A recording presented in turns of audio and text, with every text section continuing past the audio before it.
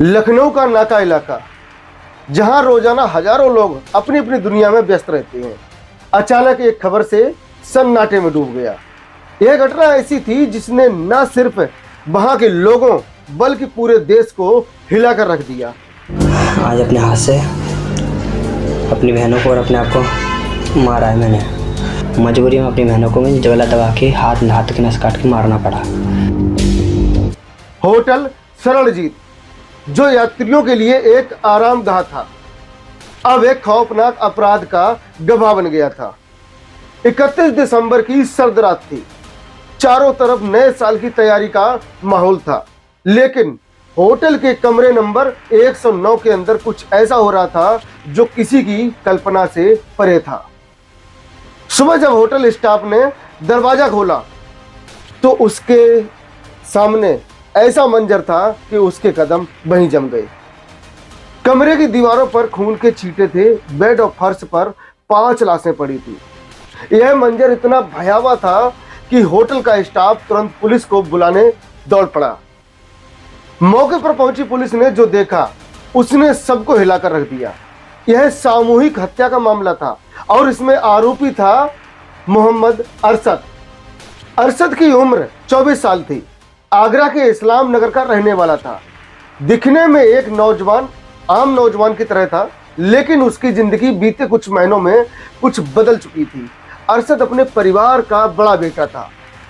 उसके परिवार में उसकी मां आसमा 45 वर्ष और 4 बहनें। आलिया की उम्र होगी 9 वर्ष और एक अलसिफा 19 वर्ष, आक्सा 16 वर्ष और रहमीन 18 थी। इस परिवार पर गरीबी और अन्याय का पहाड़ टूट चुका था। उनका मकान छीन लिया गया था। सड़क पर सोने को मजबूर इस परिवार की मदद के लिए कोई आगे नहीं आया, लेकिन किसी ने नहीं सोचा था कि इस अन्याय का अंजाम इतना खौफनाक होगा। 30 दिसंबर को अरशद अपने परिवार के साथ अजमेर शरीफ की यात्रा के बाद लखनऊ पहुंचा।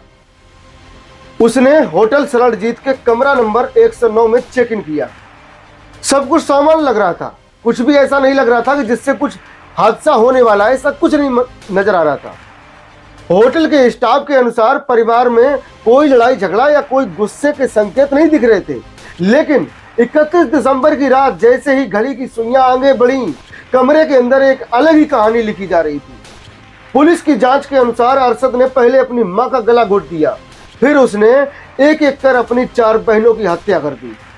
इन हत्याओं में उसने गला दबाने, दुपट्टे से कसने और सर्जिकल ब्लेड से नसें काटने जैसे तरीके अपनाए थे।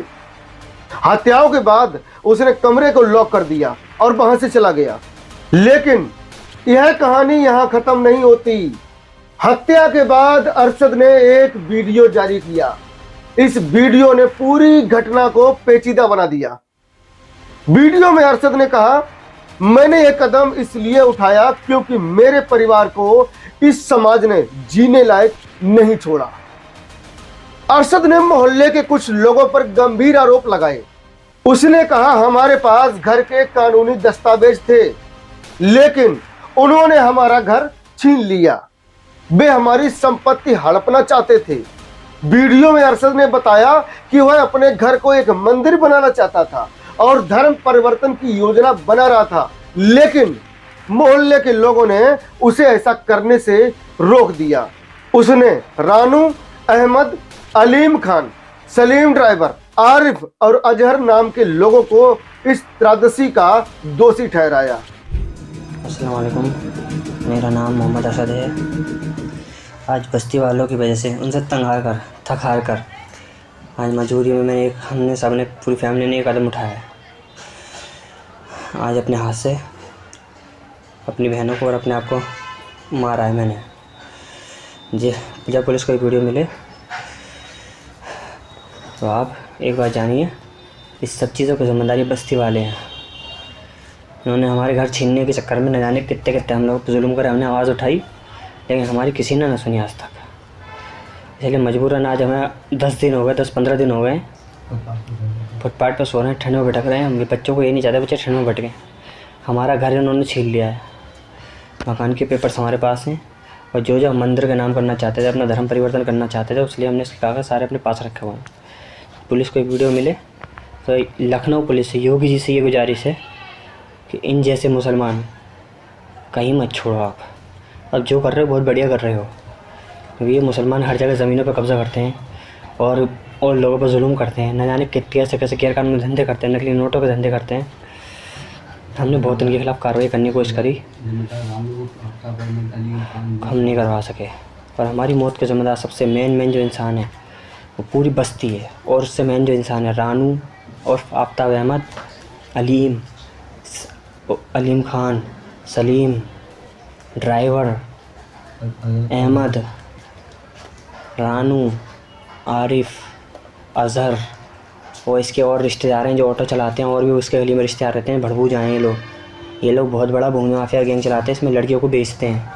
इन लोगों का यही प्लान था कि हम लोगों को जेल पहुंचा के हमें दोनों को किसी भी प्लान झूठे इल्ज़ाम में जेल पहुंचा कर हमारी बहनों को हैदराबाद में लड़की सप्लाई करता है एक सामने घर के सामने वाला, उसके हाथों हमारी बहनों को बिकवाना। भैया हम ये नहीं चाहते थे, इसलिए मजबूरन आज हमें इस वक्त 2 बजे का टाइम हो रहा है तकरीबन, मजबूरी में अपनी बहनों को मैं गला दबा के हाथ तक नस काट के मारना पड़ा। अरशद ने यह अपराध अकेले नहीं किया था, उसके पिता बदर भी उसमें शामिल थे। पुलिस की जांच में यह सामने आया है कि बदर ने अरशद की मदद की थी। हत्या के बाद अरशद ने बदर को 4 बाग रेलवे स्टेशन पर छोड़ दिया। फिलहाल बदर फरार है और पुलिस उसकी तलाश में जुटी है। इस्लाम नगर के पड़ोसियों का कहना है कि अरशद का स्वभाव गुस्सैल था, वह गुस्सैली स्वभाव का था। वह मोहल्ले के लोगों से ज्यादा बातचीत नहीं करता था। एक पड़ोसी ने कहा अरशद हमेशा लड़ाई झगड़े में उलझा रहता था, अक्सर उसी की लड़ाई होती रहती थी, कहीं इधर कहीं उधर। असद के बारे में यही जानते हैं कि वो मतलब गलत था लड़का, वो बहन भाइयों को भी नहीं देख सकता, माँ को भी नहीं देख सकता, यहाँ तक कि कुल मिला के वो मोहल्ले बस्ती वालों को भी एक अलाउ से गाली देता था, बदतमीजी पेश आता था, वो मारा तोड़ी करता था, भीतर बच्चों को रखता था, बच्चों को बाहर नहीं निकलने देता था। शायद गरीबी और समाज के दबाव ने उसे इस हद तक पहुंचा दिया। हत्या की खबर मिलते ही पुलिस ने मौके पर पहुंचकर जांच शुरू की। कमरे से हत्या में इस्तेमाल किए गए ब्लेड और दुपट्टे बरामद हुए। फॉरेंसिक टीम ने भी घटना स्थल से सबूत जुटाए। पुलिस ने अरशद को गिरफ्तार कर लिया। गिरफ्तारी के समय अरशद ने अपना गुनाह कबूल कर लिया। उसने कहा, मुझे कोई पछतावा नहीं है, मैंने जो किया वह सही था। अरशद की कहानी सवालों का एक पहाड़ खड़ा करती है। क्या उसकी बातें सच थीं? क्या मोहल्ले के लोग वाकई में उसके परिवार को परेशान कर रहे थे? क्या यह पूरी घटना सिर्फ गरीबी और अन्याय का नतीजा है? अरशद ने अपने वीडियो में प्रधानमंत्री नरेंद्र मोदी और मुख्यमंत्री योगी आदित्यनाथ से भी न्याय की गुहार लगाई। उसने कहा, मेरे परिवार के साथ जो हुआ वह किसी और के साथ ना हो। हर मुस्लिम एक जैसा नहीं होता। यह कहानी न सिर्फ एक हत्याकांड की है, बल्कि समाज के अंधेरे पहलुओं को भी उजागर करती है। गरीबी, अन्याय और समाज का दबाव एक इंसान को किस हद तक तोड़ सकता है, यह घटना उसका जीता जागता उदाहरण है। आज होटल शरणजीत का कमरा नंबर 109 खाली है, लेकिन उसकी दीवारें इस खौफनाक रात की गवाही देती हैं। इस घटना ने यह सवाल खड़ा कर दिया है कि क्या वाकई एक इंसान को उसकी परेशानी में समझ पाते हैं, या सिर्फ उसे अकेलेपन की खाई में धकेलते हैं। बाकी इस घटना को सुनाने का मकसद किसी को परेशान करना नहीं है, किसी का दिल दुखाना नहीं है, बस आपको जागरूक करना था, सतर्क करना था। तो सतर्क रहिए, सावधान रहिए। चलिए मिलते हैं किसी और दूसरी घटना के साथ, एक नई कहानी के साथ। तब तक इजाजत दीजिए। नमस्कार, जय हिंद, जय भारत।